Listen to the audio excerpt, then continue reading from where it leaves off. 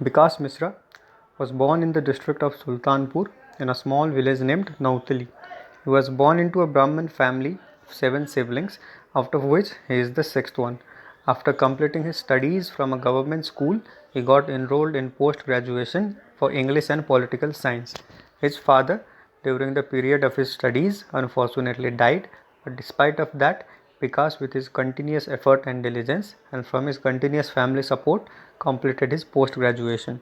He has also been into teaching in many coaching institutions. Alongside his teaching profession, Vikas is also extremely passionate about social work and has always, with his utmost zeal and zest, worked for the poor and the needy, which includes educational expenses for the kids of the needy families. He has also been organizing a memorial cup in the memory of his deceased father as a tribute to him. After being into teaching profession for few years, Vikas joined Sri Venkateswara College, one of the renowned institution of Delhi University.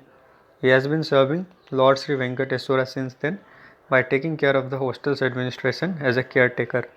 Alongside this, he is also now involved in politics as a mean to further kindle his passion for social work. He is currently the spokesperson of Delhi state of his party, Rashtriya Janawad Party. By becoming the voice of the needy, poor and the helpless people, Vikas is struggling to make their voices heard to the concerned authority. He has gained much fame for his activities in social media and wishes to carry forward his positive attitude for the betterment of the society. May success always favor him in his endeavor. विकास मिश्रा ने विषम परिस्थितियों में संघर्ष करते हुए वो अभी भी संघर्ष की स्थिति में ही हैं, लेकिन उन्होंने ये ठान लिया है कि इस समाज के लिए, इस देश के लिए कुछ ना कुछ तो करना चाहिए, क्योंकि लोग अगर अपने परिवार के लिए ही काम करेंगे तो फिर देश और समाज के बारे में कौन सोचेगा। हम जैसे युवाओं को ये ध्यान देना होगा कि हमारा दायित्व है देश के प्रति भी। हाँ, हमें तो पहले हम पुत्र हैं इसलिए अपने माता पिता की सेवा करेंगे, फिर हम पति हैं या पत्नी हैं तो पहले अपने परिवार के लिए, पिता हैं अपने पुत्र के लिए, लेकिन उसके बाद समाज के प्रति भी हमारी एक नैतिक जिम्मेदारी है। अगर उसके बाद हमें समय मिलता है तो हर व्यक्ति की ये जिम्मेदारी बनती है कि वो अपने आसपास हो रही परेशानियों से, हो रही दिक्कतों से, हो रही बुरे कामों से वो संघर्ष करें, उस समाज को परेशानियों से बचाएं। समाज में बहुत से ऐसे लोग हैं जो कम पढ़े लिखे हैं, निसहाय हैं, गरीब हैं, नीडी पीपुल हैं, उनके लिए कुछ करें। इसलिए जब विकास को ये लगा कि नहीं, मैं अपने परिवार के लिए कर चुका हूँ, कर रहा हूँ, कर लूँगा, समाज के लिए कुछ करना चाहिए, तो उसके लिए राजनीति ही एक अच्छा माध्यम है। वैसे व्यक्तिगत तौर पर विकास को राजनीति बहुत ज़्यादा पसंद तो नहीं थी। वो पहले किसी भी पार्टी की विचारधारा से ज़्यादा संतुष्ट नहीं रहते थे। एक नॉर्मल भारतीय नागरिक के बलबूते पर ही अपना मोटिव लोगों को बताया करते थे। लेकिन जब राष्ट्रवादी पार्टी ऑफ इंडिया की विचारधारा को उन्होंने देखा, उनको लगा कि ये विचारधारा कुछ मेरी विचारधारा से सहमत है।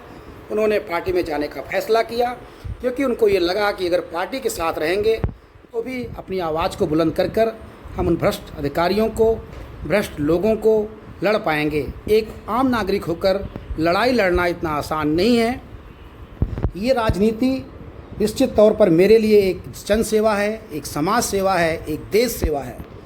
विकास मिश्रा ने ये ठान लिया है कि वो जीवन में ऐसा कुछ करेंगे जिससे वो अपने समाज के लिए, अपने गांव के लिए, अपने क्षेत्र के लिए, अपने देश के लिए कुछ अच्छा करके जाएं।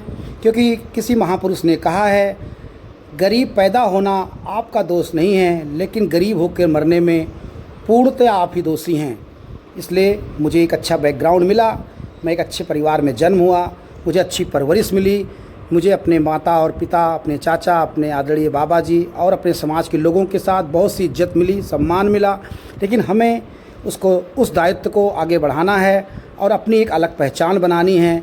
इसलिए हम अपनी उस पहचान के लिए ही पार्टी में जुड़ रहे हैं। हमें अपने आसपास के लोगों का, अपने शुभचिंतकों का सहयोग चाहिए, आशीर्वाद चाहिए। मैं आपसे वादा करता हूं कि हमेशा कहीं पर भी अत्याचार, अनाचार या गलत हो रहा होगा, मैं निश्चित तौर पर आवाज़ उठाऊंगा और जो भी मेरी योग्यता और क्षमता के अनुसार उसका निवारण होगा मैं अवश्य करूँगा। ये मेरा आप सभी से वादा है, क्योंकि राजनीति में प्रवेश करने का तात्पर्य केवल जन सेवा, समाज सेवा और देश सेवा है। मैं व्यक्तिगत अपने परिवार के लिए नौकरी करके अपना काम चला लूँगा, लेकिन राजनीति के माध्यम से मैं देश के लिए, समाज के लिए कुछ करना चाहता हूँ। इसलिए मैं आप सभी से अपने लिए शुभकामना, दुआ और आशीर्वाद की कामना करता हूँ। देश में बहुत सी ऐसी समस्याएं हैं, सारी सरकारें आती हैं और वादे करती हैं लेकिन पूरा नहीं कर पाती हैं। दो हमारी सबसे बड़ी पार्टी भारतीय जनता पार्टी और कांग्रेस हैं। कांग्रेस ने बहुत दिन तक राज किया, लेकिन उन्होंने जितना कुछ उनसे हो सका उन्होंने किया। इस सिस्टम की कमी की वजह से वो भी देश का उतना विकास नहीं कर सकी जितना करना चाहिए था। जितने हमारे देश के लोग बुद्धिमान हैं, उनकी योग्यता के अनुसार उनको बहुत कुछ नहीं मिल पा रहा है। उसके बाद भारतीय जनता पार्टी भी आई, उसने भी अच्छे अच्छे वादे किए, लोगों को सपने दिखाए। लोगों को कांग्रेस से काफ़ी सारी परेशानियां हो रही थी। लोगों को लगा कि आदरणीय मोदी जी एक अच्छे विकल्प हैं। लोगों ने उनको मौका दिया और जब उन अपने 5 साल में भी उन्होंने उस सपने को और बड़ा सपना बनाया, लेकिन उसको पूरा होना थोड़ा मुश्किल लगा। और उसके बाद फिर भी जनता को लगा कि 5 साल बहुत कम होते हैं, हमने इतनी बड़ी पार्टी को 65 साल दे दिया, तो क्यों ना हम इस पार्टी को एक बार और मौका दें।